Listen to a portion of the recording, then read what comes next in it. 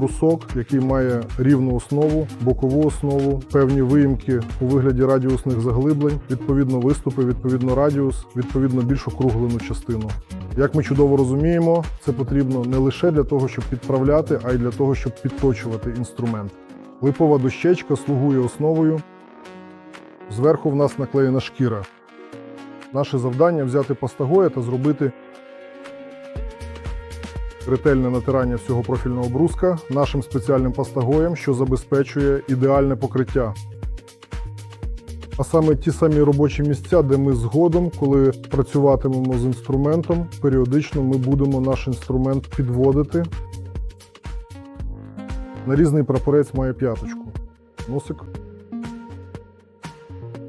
Завжди наші ножі, що робляться 100% без піднімання вгору, а саме укладаються після роботи, коли наш інструмент якимось чином вчинив, склався. І в напрямку від п'яточки до носика ми робимо дії.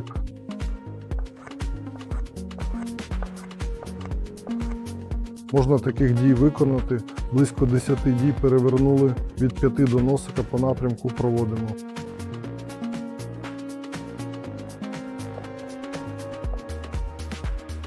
Гостроту інструменту ви, як правило, можете перевірити контрольно на вашій дошці. Злегка пройтися по торцевій частині. Як бачимо, чудово він знімає. Точно так само нарізний з нахилом. Утворює тонку стружку. Відклали вбік. Кутовий коротун 90 градусів. Нагадує один ніж.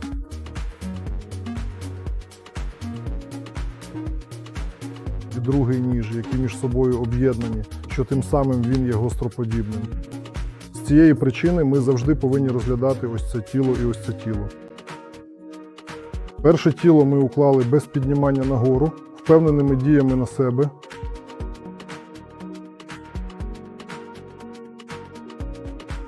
Виконуємо у порядку. Можна виконати до 10 дій.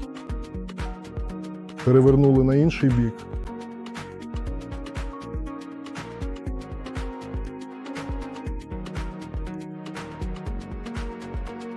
Перевернули у внутрішню частину будиночком униз. Уклали при внутрішній частині, при заправці. Достатньо 3-4 дії. Є. Контрольно для себе перевірив.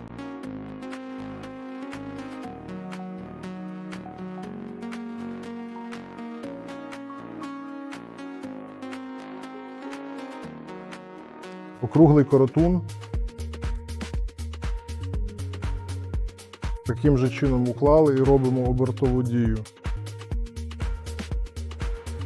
Можна тримати не за рукоятку, можна змістити пальчик трохи в робочу частину леза. Можна спочатку так, можна ось трохи повернути, повністю повернути. Та шляхом обертання. Далі перевернули на округлену частину, поклали. Та шляхом обертання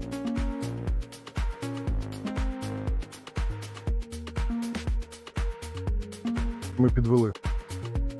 Відповідно, відклали профільний брусок.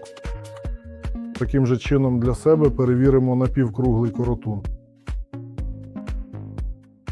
Хоча цільове призначення не для цієї дії, яку я зараз виконав, але ми чудово бачимо, що пропрацював однією частиною.